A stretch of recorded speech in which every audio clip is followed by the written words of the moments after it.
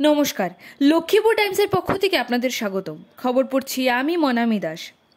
বুধবার Manipuri language protection coordination কমিটির পক্ষ থেকে বিধায়ক কৌশিক রায়কে সংবর্ধনা দেওয়া হয়।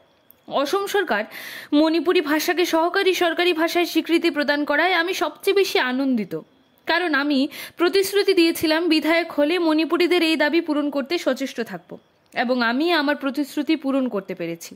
আজ মণিপুরি ল্যাঙ্গুয়েজ প্রোটেকশন কোঅর্ডিনেশন কমিটির আয়োজিত সংবর্ধনা অনুষ্ঠানে বক্তব্য রাখতে গিয়ে এই কথাগুলি বলেন অনুষ্ঠানের মুখ্য অতিথি লক্ষ্মীপুরের বিধায়ক কৌশিক রায়। এই প্রসঙ্গে তিনি আরও বলেন, 1989 সালে শিলচর গান্ধী ভবনে আমসুর একটি সভা থেকে মণিপুরি ভাষার দাবি উঠে।